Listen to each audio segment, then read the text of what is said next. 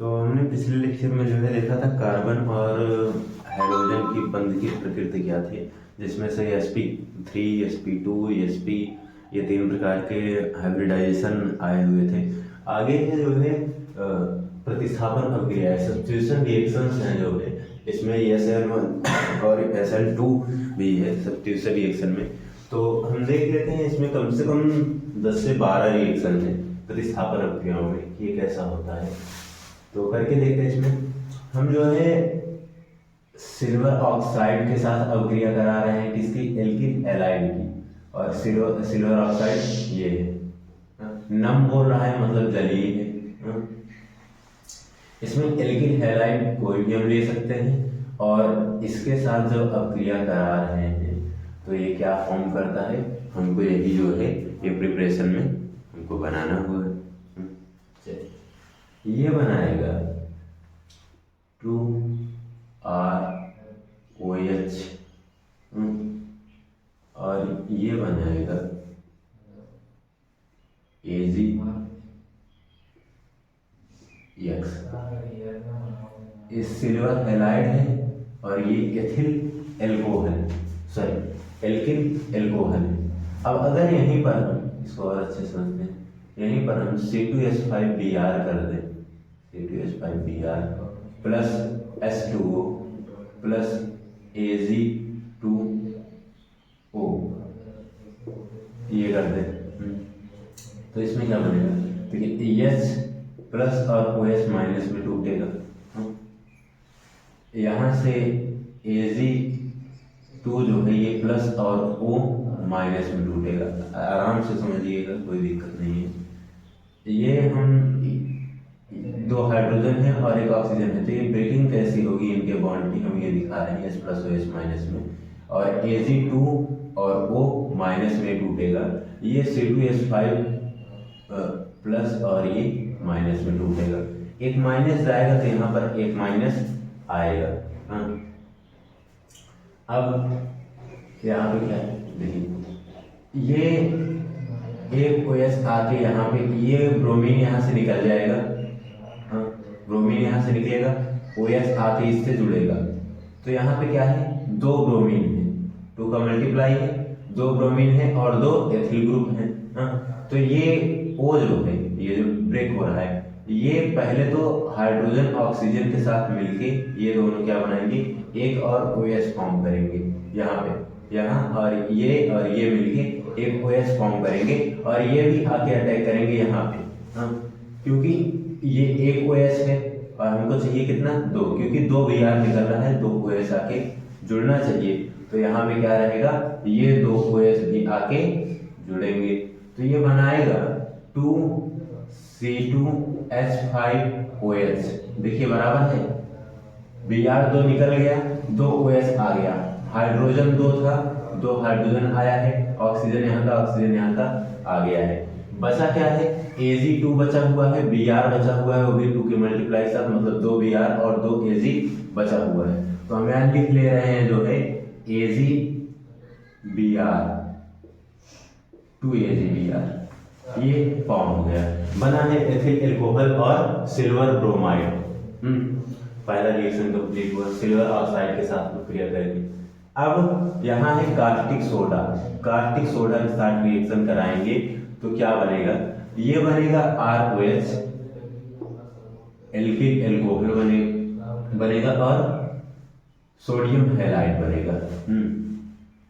अब यहाँ पे हम R की जगह कौन सा ग्रुप ले रहे हैं, एथिल ले रहे हैं, C2H5, या अगर नहीं समझ में आ रहा है तो इसको हम और एक तरीके से लिख सकते हैं CH3CH2 और हाइड्रोजन है, हाइड्रोजन लगा दे रहे हैं Br प्लस। हाँ देखिए C2H5 भी वही है और यहाँ पे ये भी वही है, 2 कार्बन 5 हाइड्रोजन और यहाँ पे ब्रोमीन लग गया है। हाँ, आप चाहे ये लिख दीजिए, आप चाहे ये लिख दीजिए।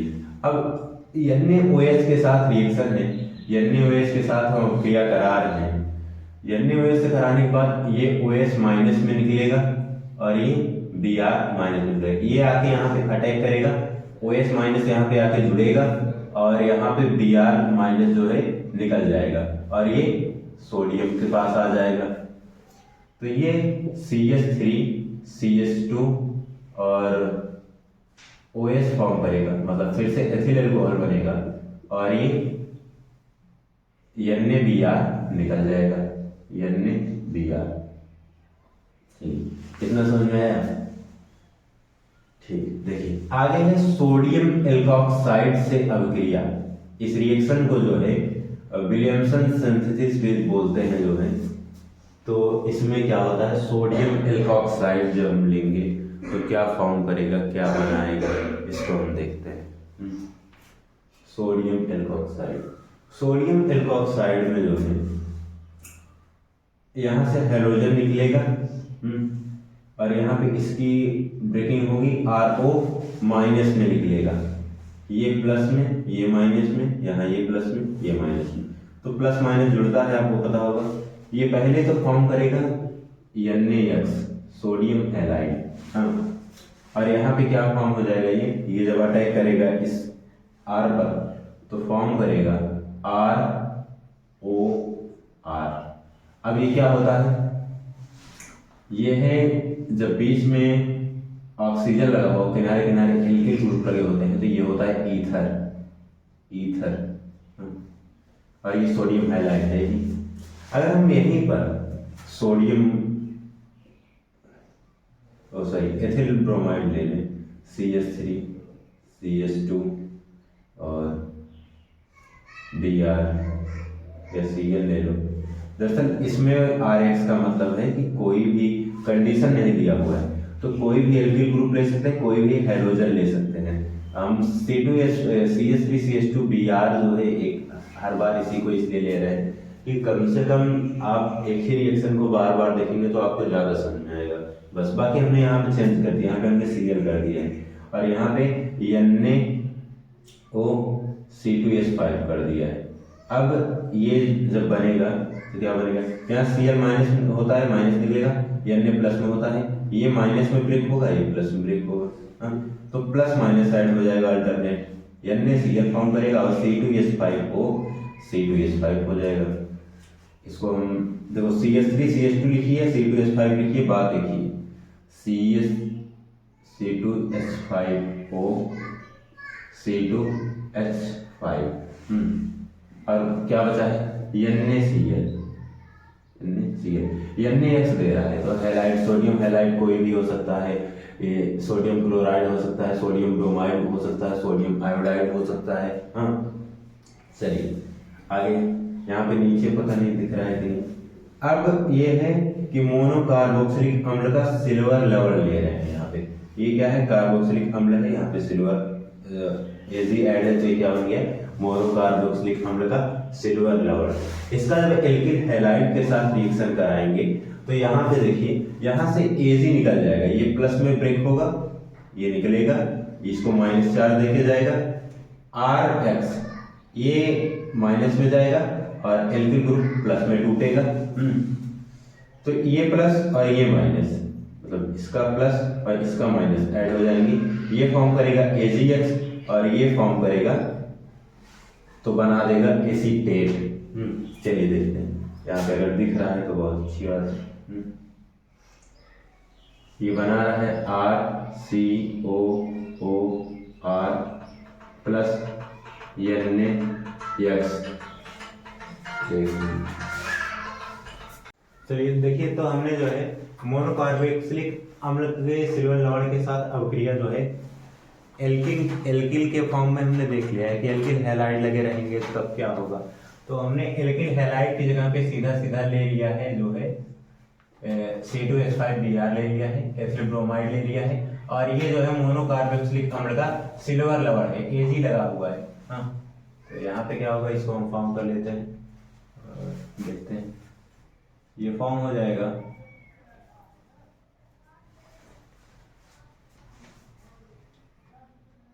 यहाँ से नहीं, तो यहाँ पे ये फॉर्म हो जाएगा CH3 COO C2H5 plus AgBr। ये सिल्वर ब्रोमाइड फॉर्म हुआ है, सिल्वर ब्रोमाइड, और ये है एथिल एसीटेट।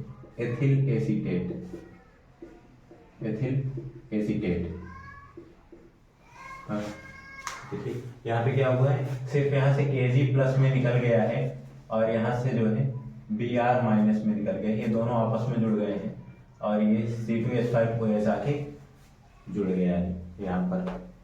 चलिए देखते हैं आगे, यहाँ पर आगे C2H5Br है और C2H5, इसको बोलते हैं सोडियम मर्केप्टाइड। ये जो लिखा हुआ है ये है सोडियम मर्केप्टाइड।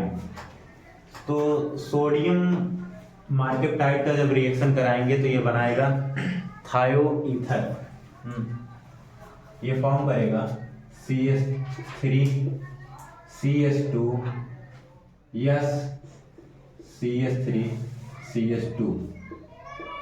देखिए आप लोग C2H5 और CH3 CH2 में कंफ्यूज तो नहीं हो रहे हैं, इसको हम CH3 CH2 भी ले सकते हैं। हाइड्रोजन की संख्या 5 होनी चाहिए, 5 है, कार्बन की संख्या 2 होनी चाहिए, 2 है, दोनों एथिल ही हैं, अलग से कुछ नहीं है। ये बना हुआ है हमारा थायो ईथर, हाँ थायो ईथर या डाई एथिल थायो ईथर, ये बना हुआ है। चलो आगे है अमोनिया से अवक्रिया। जब एल्किल हैलाइड का हमने एथिल ब्रोमाइड लिया हुआ है, जो है मैंने कई बार बताया कि एक ही कंपाउंड हमने इसलिए ले रखा है कि आपको कम से कम ये टूटना और जुड़ना समझ में आए। बाकी आप एल्किल की जगह कोई भी एल्किल ले सकते हैं और एल्केन की जगह कोई भी एल्केन ग्रुप ले सकते हैं, एल्किल ग्रुप ले सकते हैं। हैलाइड की जगह आप कोई भी हैलाइड ले सकते हैं, कोई कंडीशन नहीं दिया है, बस आप अच्छे समझ सकें इसलिए हर बार हमने सिर्फ एथिल ब्रोमाइड के लिया हुआ है। कम से कम एक रिएक्शन आपको समझ में आएगा, बाकियों को आप लगा के कर सकते हैं। चलिए इसको करेंगे तो ये ऐड हो जाएगा। यहाँ पे एक एडिशन रिएक्शन योगात्मक अवक्रिया होगी कि ये पूरा का पूरा आके जुड़ जाएगा, ये फॉर्म करेगा CH3 CH2 NH2 SBr।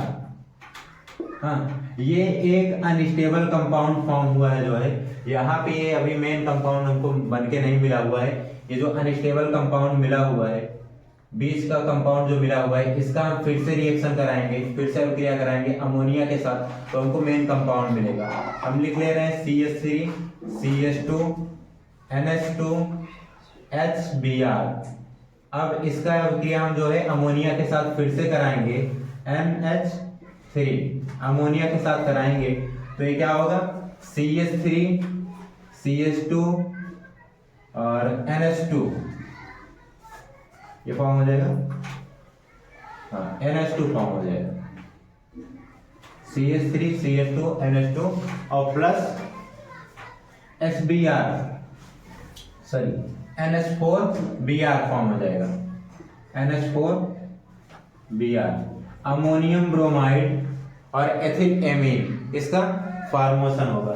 Ammonia से अभिक्रिया ही है, इसको इसी अभिक्रिया को, इसी रिएक्शन को, ये जो दोनों रिएक्शन है इसको बोलते हैं एमिनो अपघटन। एमिनो अपघटन आपसे एग्जाम में जो है एमिनो अपघटन पूछ ले या अमोनोलिसिस पूछ ले, अमोनोलिसिस पूछ ले, या अमोनिया के साथ एथिल ब्रोमाइड की अभिक्रिया पूछ ले, या एल्किल हैलाइड की अभिक्रिया पूछ ले, तो इन तीनों कंडीशन में आप यही एक रिएक्शन चिपका देंगे, कोई दिक्कत। चलिए सुने आगे है पोटेशियम साइनाइड से अभिक्रिया। एल्किल हैलाइड की पोटेशियम साइनाइड के साथ अभिक्रिया, ऊपर वाला हम इरेज कर दे रहे हैं।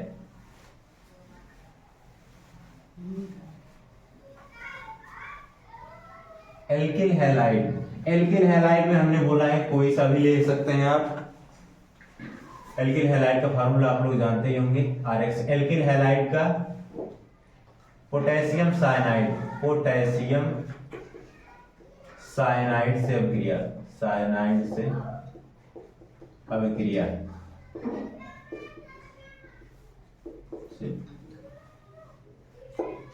इसका रिएक्शन है। एल्किल हैलाइड की जगह हम एथिल ब्रोमाइड फिर से ले रहे हैं, CH3 CH2 ब्रोमीन, इसका फॉर्म करेंगे KCN के साथ।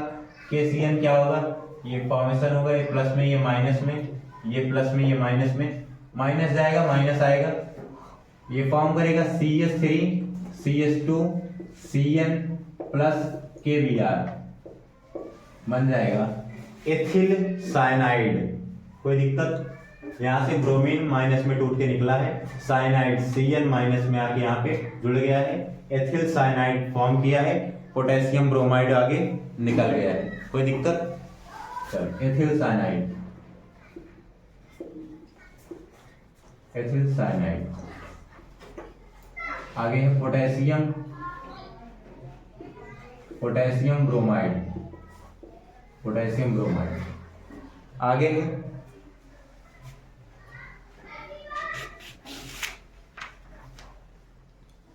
आगे रिएक्शन हम इस पे देखिए, हम पहली बात तो प्रतिस्थापन अभिक्रिया पढ़ रहे हैं।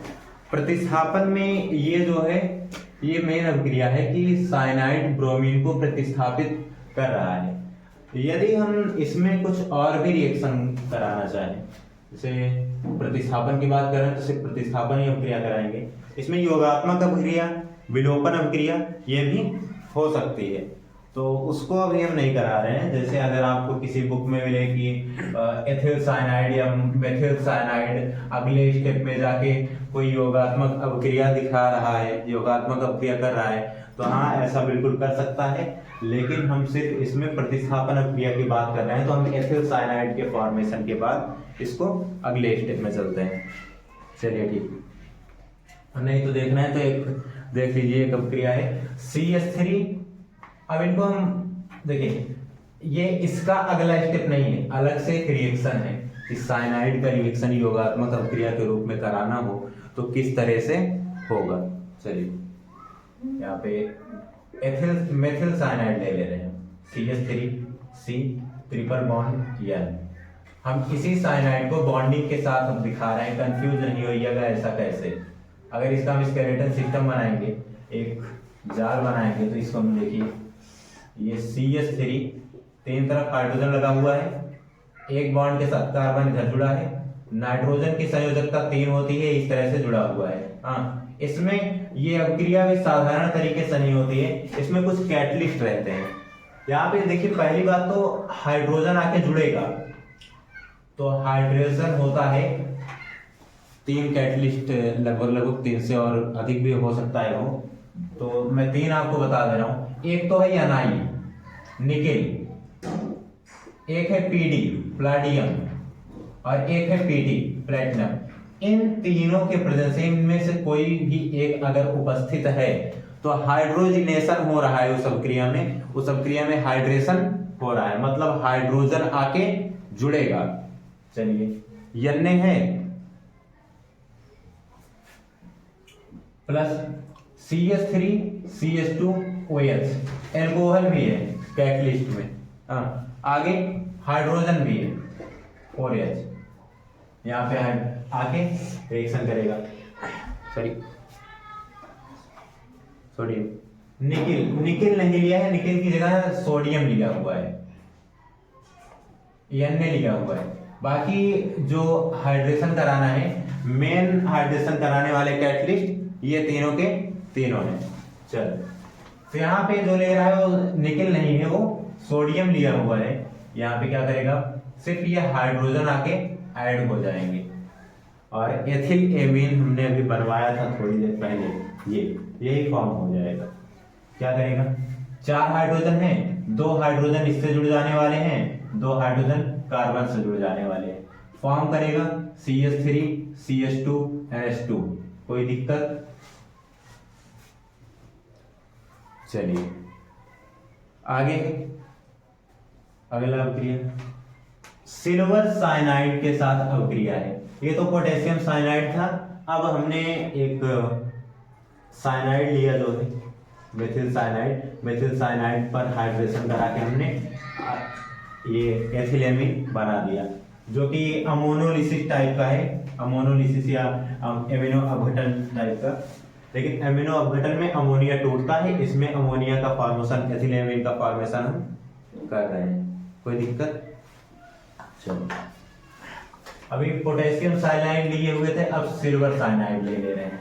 सिल्वर साइनाइड का क्या फार्मूला होगा लगभग, कोई गेस? चलिए बता रहे हैं।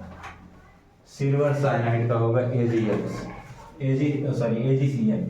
एल्किल हैलाइड का सिल्वर साइनाइड के साथ अभिक्रिया। एल्किल हैलाइड हमने फिक्स कर रखा है CH3CH2Br ले लीजिए। सिल्वर साइनाइड है, सिल्वर साइनाइड AgCN। अब क्या निकलेगा ये आपको भी पता है, सीधा सीधा ये प्लस में, ये माइनस में, ये प्लस में, ये माइनस में फॉर्म करेगा CH3CH2CN एथिल साइनाइड प्लस बनेगा AgBr। कोई दिक्कत? चलिए और भी कुछ बन सकता है इसका, हम और कुछ बना सकते हैं।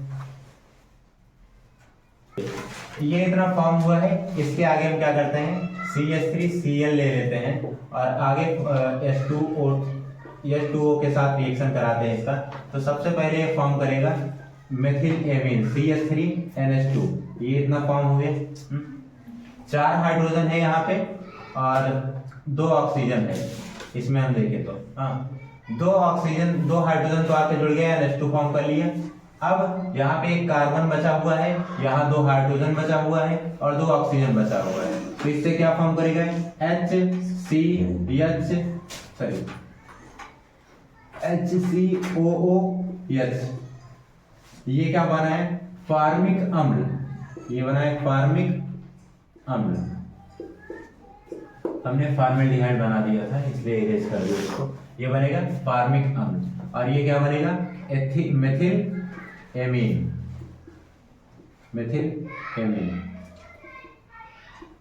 चलिए यहाँ पे जैसे मेथिल एमीन बना हुआ है, इसी तरह से एथिल एमीन, प्रोपिल एमीन भी बन सकता है। इसलिए कोई कंडीशन नहीं दिया हुआ है, RX लिखा हुआ है, मतलब एल्किल हैलाइड कोई भी ले सकते हैं हम। यहाँ पे अगर प्रोपिल साइनाइड ले लें हम, तो यहाँ पे मेथिल एमीन ना होगा, प्रोपिल एमीन बनेगा। फार्मिक अम्ल तो बनेगा ही बनेगा, लेकिन जो एल्किल ग्रुप है वो बदल जाएगा हर जगह पर। कोई दिक्कत?